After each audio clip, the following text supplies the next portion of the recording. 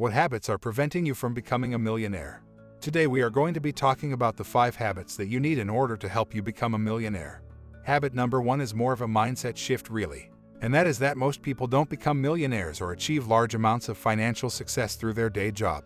Usually, if you want to acquire wealth in a short amount of time, you have to A. Have multiple streams of income, and B. Have streams of income that do not rely on you trading your time for money. This idea comes from Tim Ferriss's fantastic book, The 4-Hour Workweek, which is really all about how to build these multiple streams of income in a way that doesn't take over your life. You need to start thinking more like, okay, I need to not be reliant on my day job to make money. I need to make money through multiple streams of income. That habit, that mindset change will allow you to see lots of different opportunities in the world that you might not have seen otherwise. Habit number 2 is to develop an entrepreneurial diagnostic mindset. If you're interested in the idea of setting up businesses, you need to have a good idea for what business to set up. And the thing that dictates whether something is a good business idea is number 1, identifying a problem that people have, and number 2, figuring out a way to solve the problem. And 3, ideally people will want to pay you money for the solution. That might give you the idea for something like DoorDash or Deliveroo or Just Eat in the UK. The more you approach life with this entrepreneurial mindset, you start seeing these ideas in absolutely everything. The reason you don't have a good business idea is because you're not looking at the world from this lens of what are the problems, what really sucks out there in the world, and therefore, what are the problems that you can create solutions for.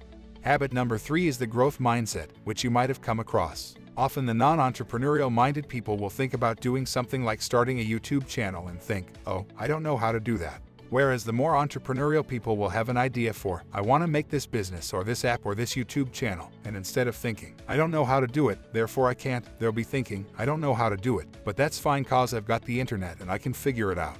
If you've ever thought about doing something but you've been stopped by this idea, I don't know how to do it, then the everything is figure-outable approach is a great habit to adopt, which is that your default is to Google something and figure it out because literally everything on earth is available on the internet and you can teach yourself any skill that you want.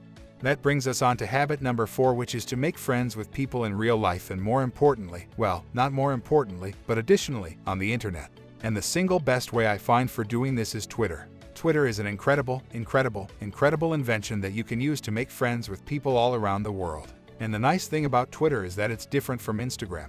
Instagram is very sort of visual and based on posting pretty pictures, but Twitter is very much based on sharing good ideas. And if you are sharing interesting ideas and you're connecting with other people who are sharing those similar ideas, that automatically leads you to kind of becoming internet friends. And then they follow you, you follow them, you chat a little bit in the DMs. The same stuff and ideas is liked by both groups. This also just makes life much more fun. It's more like you have this general habit, this general attitude towards making friends with whoever shares the same ideas as you and just generally trying to be a nice and helpful person. And you know that, eventually, that'll lead to really interesting things happening in your life further down the line.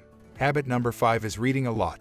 And just like we can get wisdom from our real life and our internet friends via Twitter, we can get a lot more wisdom from people who have written books. You know, if you speak to anyone who's successful in almost any way, they will almost always say that they read a lot of books. And they will also almost always say that everyone else that they know who's successful also reads a lot of books. The great thing about books is that you've got 5, 10, 20 years of experience that someone has boiled down to a thing that takes you a few hours to read. Like Tim Ferriss was doing the entrepreneurial thing for 10 years before he wrote the book.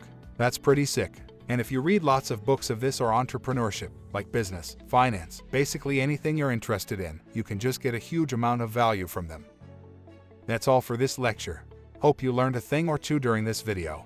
Make sure to also like, subscribe, and share the video to help the channel out.